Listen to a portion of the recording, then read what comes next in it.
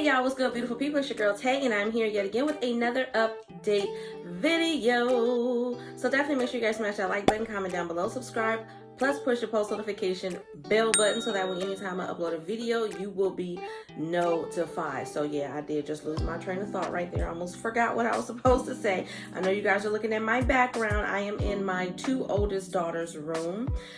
They do share a room, and I am actually sitting on their bed. So if you see any laundry off to the left or to the right, that's why, because I'm leaving it for them to put it up. But anyways, my son is out there in the living room. He has my other tablet and it's loud, and I don't want to get any copyright claims, so that's why I am in here, so that he's still close to me, because that's what he wanted to do. His dad is asleep, and I don't know why I'm giving y'all all of that information, but we are going to now jump right into the news. So first thing that I wanted to talk about is what's going on with, I think this has to do with the student loan payments pause. Okay, so if you didn't know, the president did actually extend the student loan debt payments up until, I think, August, the end of August. It was originally, payments were originally supposed to start back at the beginning of May, but then he recently expanded it. But it says Congress isn't satisfied with Biden's extension of the student loan payment pause. Okay, Democrats want more, and of course the GOP wants less. Okay, reading a little bit further, it says student loan borrowers are likely grateful for the extra 4 months of relief that President Joe Biden just gave them. I, for one, can say that I am definitely happy. Okay, I'm not in a hurry to pay my student loans off at all. So I'm really, really appreciative of that. But lawmakers in Congress wanted the president to do either more or less. Okay, I don't know what they mean by less. Leading up to May 1st, when student loan payments had been scheduled to resume, Democrats and Republicans had been pressuring Biden to either extend the payment pause or have borrowers resume paying off their debt. Okay, the president did the former, answering pleas from Democrats and advocates who argue that borrowers did not have enough to foot another monthly bill amid the pandemic and rising inflation, which is so very true. This pause will help 41 million people keep up with their monthly bills and meet their basic needs. Okay, Vice President Kamala Harris said just recently in a statement, it will give borrowers some urgently needed time to prepare for a return to repayment. She added that she and Biden understood that student loan debt adds stress for borrowers and their families. Okay, and that's, to be perfectly honest, that's regardless of whether we're in a pandemic or not. Student loan debt is extremely, I want to say it's an extremely stressful thing. If you don't get a scholarship, and for a lot of us, because of our life takes us down a different road, we're not necessarily able to attend college right after high school, you know what I mean? Do all the stuff.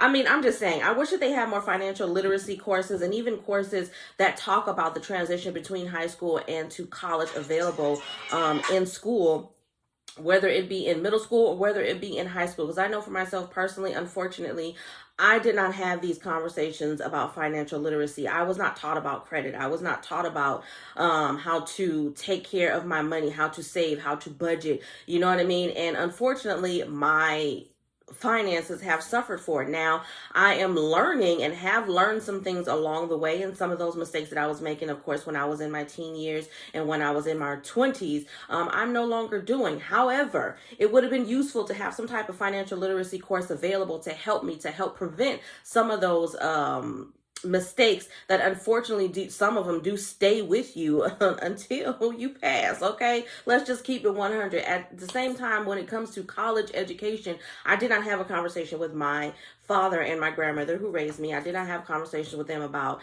you know, passing the SATs, doing the SATs, doing all of those things that would have allowed me to get a scholarship, you know, applying to colleges and things of that nature. I didn't have those types of conversations. And there was a lot of stuff, unfortunately, that was going on in my lifestyle that prohibited me from being able to further my education, which is why I recently did it, because it's something that I've always wanted to do. Okay, I'm having those conversations with my children now, talking to them about their education and their future. If they want to go to college, if they don't want to go to college, then what's, you know, what they're going to be doing. They're going to be working. They're going to be doing, you're going to be doing something with yourself. Okay, you're not going to be sitting at home looking at Beyonce on the TV all day. But yeah, I definitely wish that they would implement some type of financial literacy, as well as pursuing higher education course in either middle school, high school, or even both, to set our children up for success, if that makes any sense. So far, Biden has canceled about $17 billion worth of student debt for some groups of borrowers, like those who were defrauded by for-profit schools, while for many, the fourth extension of the pause on student loan payments was a welcome relief. Some Republicans and Democrats have said that continually extending the pause is just prolonging uncertainty for borrowers. I do agree with that as well. Here's what lawmakers on both sides of the aisle have argued when it comes to the broad action on the $1.7 trillion student debt crisis. Okay, so we're going to start off with the Republicans. Those are the stingies, the people that don't want to give you anything. I'm not going to put that, I'm not going to say all of them, because I have seen in certain articles and certain instances where some Republicans are actually a little bit more, I don't know if the word would be liberal, progressive, I don't know, but they're just a little bit more lenient as it pertains to giving money back to the American people. However, here it says Republican lawmakers did not hold back about how they felt about extending relief for student loan borrowers. They cited the $150 billion cost to taxpayers in the form of lost federal revenue with the previous pauses, and they said that cost would grow with further relief. Okay, Representative Virginia Fox, the top Republican on the House Education Committee, called the latest extension outrageous, adding that she worried it was setting the stage for blanket loan forgiveness. Okay, most likely it will, and I hope that they do some general or blanket loan forgiveness for everybody, because like I said, there's more than people that were dealing with schools that have been defrauded, or people with disabilities that need that relief right now. Okay, hardworking taxpayers are fed up with having their backs broken by this administration, Fox said.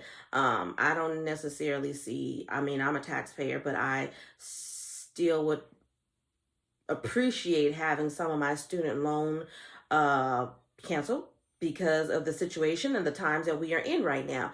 To be perfectly honest, going back to the statement that they made saying that the cost, they're saying that this cost is going to hit taxpayers in the form of lost federal revenue with previous pauses. I don't know. They're saying that that's going to grow, but some way, somehow, I just kind of feel like maybe the government is benefiting from our student loan, the interest. I don't know, especially if they're, you get federal loans and all of that stuff.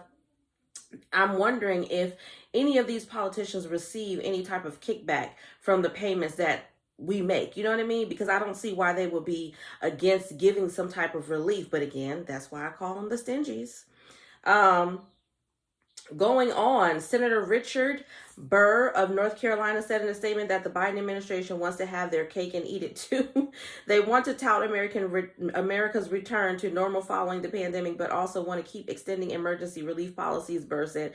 It's long past time for student loan repayments to resume as normal. Extending the freeze on student loan repayments yet again contradicts reality and exacerbates the moral hazard this administration has created. I think that they're just doing way too much. And of course, the Democrats are for it and they want him to do more. It says, while Democrats say student loan borrowers need certainty, they don't think relief must end. While Biden heeded Democrats' call by extending the pause on payments, an additional 4 months of relief was not quite what those lawmakers were asking for, and they're pushing the president to implement permanent, meaningful relief. I agree. I'm glad they took action today.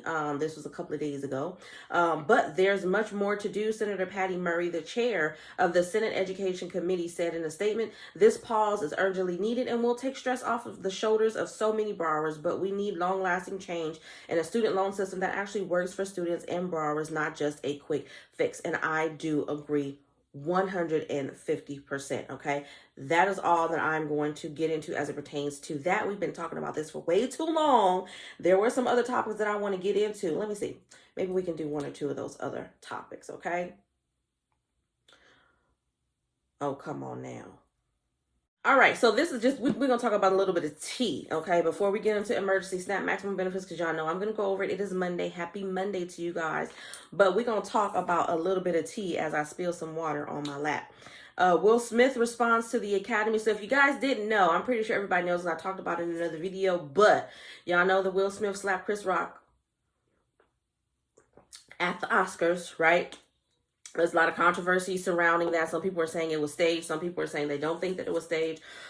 People are talking about the fact that they feel like Will is, I would say, being bullied, to put it lightly, in his marriage as it pertains to Jada the reality is we don't know all of the details of their marriage. We don't know what Will may or may not have done to Jada. We don't know what all Jada has or has not done. And with that being said, I can say that some of the stuff that has come out of both of their mouths, not necessarily pertaining to their marriage, but pertaining to the way that they parent their children, does raise an eyebrow, especially for me.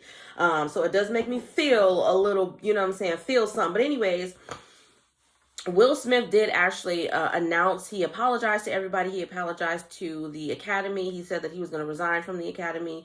You know, he took full responsibility. He apologized to Chris Rock eventually. He didn't apologize there while he was still at the wars, but he did issue a public statement the next day on his social media saying that he was sorry and that his behavior was inexcusable. And it was. You guys know I don't condone violence in any way, shape, or form. I don't. But at the same time, comedians know better. And I feel like comedians sometimes, I don't have anything against comedians, let me just say that, but I do feel like a lot of the times comedians will use their job as a way to be disrespectful. Okay, there are ways that you can say jokes. A lot of people were saying, how you gonna sit up in the front seat talking about Jada with the bald head and expect a comedian not to say anything about that?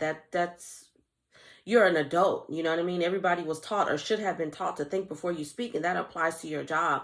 You know, I've had a lot of conversations. My brother called me about this tea, honey. My brother called me and wanted to know how I felt about the situation, and he was saying the same thing. Well, it's their job. I said, so what? Muhammad Ali is a boxer. That was his job. But if he walked around and punched people in the face just on a regular basis for no reason, would we have to accept it because that's his job? That's what he does for a living, is punch other human beings? No, right? It's kind of the same thing with police brutality. I hate to be a Debbie Downer, but I mean, let's just keep this in context. Police officers have guns. Doesn't mean that they're supposed to use them.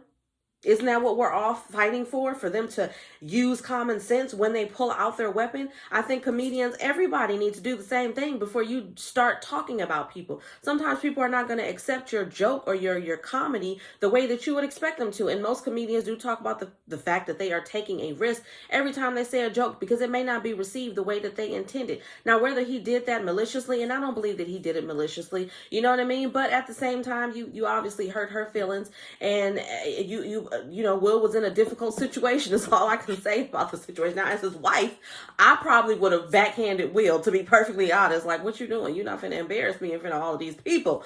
But you know, I digress. Moving on, let's just talk about what they said. The Academy said Will Smith has responded to the Academy's decision to ban him from events for a decade. So they're saying that he cannot attend any events that the Academy holds either in person or virtually for at least 10 years. He says, I accept and respect the Academy's decision, he said in a brief statement to page 6 on a Friday. I don't know what that meant. Anyways, Smith's response came minutes after the Academy of Motion Pictures and Sciences announced that it was banning him from all of the organization's events for 10 years for slapping Chris Rock at the 2022 Oscars. The Board of Governors has decided for a period of 10 years from April 8th, 2022, Mr. Smith shall not be permitted to attend any Academy events or programs in person or virtually, including but not limited to the Academy Awards, the Academy said Friday. A lot of people were saying that they should take his Oscar because he did win for playing King Richard, father to Venus and Serena Williams. And they wanted to take that award back. And I was like, no, he still earned that fair and square. He deserves that award. You're not going to take that away from him. That would be a disgrace. I think that they've done everything that they can pretty much do in this situation. He pretty much already resigned from the Academy before they released their statement. So I think people are going to harp on this forever and ever and ever and make him out to be a really bad and horrible human being. The reality is, let's keep it real 100%. I don't think that this 10 years is going to really mean anything financially for Will Smith because he's got a lot of other movies and a lot of stuff that he's already done that people are still buying and watching. People, I'm pretty sure everybody went home after that and wanted to watch Bad Boys, because I know I did. But anyways, moving on from that, let's jump into emergency SNAP maximum benefits for the month of April. Let's see if anything has changed. Let's see, because I don't know, honey. I didn't check today, but we getting ready to find out together.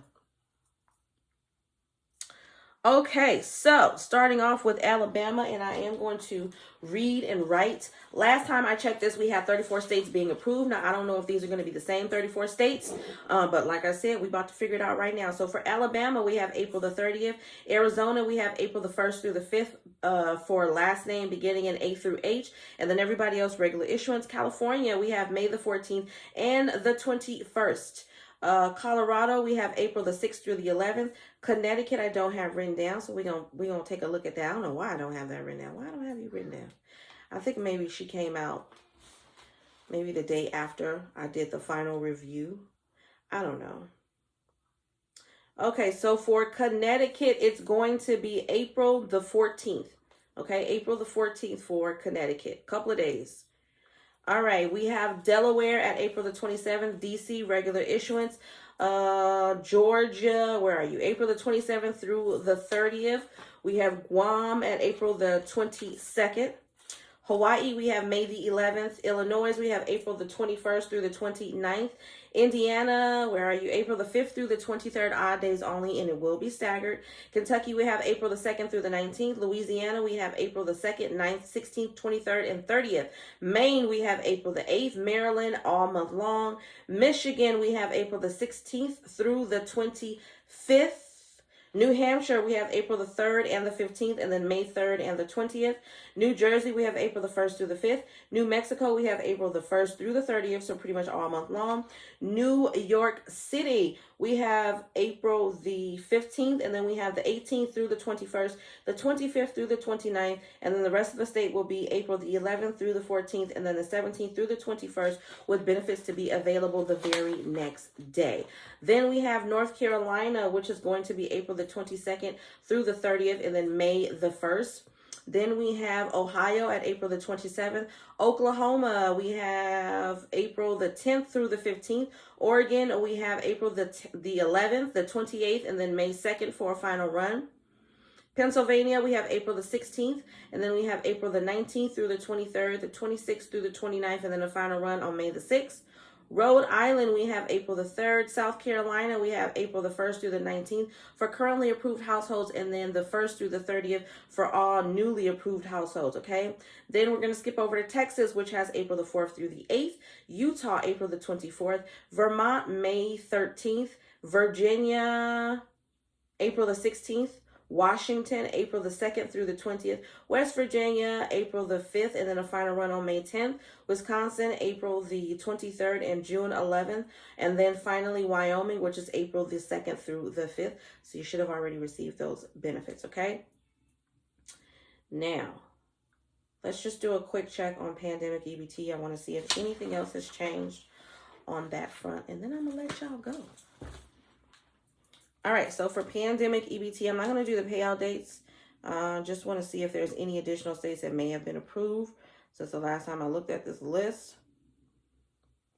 I want to say no, but we have American Samoa, Colorado, Delaware, Florida, Indiana, Maine, Louisiana, Massachusetts, Michigan, Minnesota, Nebraska, New Mexico, North Carolina, Ohio, Puerto Rico, Rhode Island, and Tennessee, Texas, Utah, Vermont, Virginia, West Virginia, and Wisconsin. And that is all for this current school year, 2021-2022, as it pertains to Pandemic EBT benefits. All right, you guys, I hope this information was in some way helpful or useful to you guys in the least little bit. Do me a favor, though, if you haven't already, don't forget to smash that like button because it really does help to let YouTube know that you like what I'm doing and you want me to stick around. Also, you guys, I would love it if you could drop a green heart down below in the comment section to let me know that you made it all the way to the end of this video. And also, don't forget to check the description box.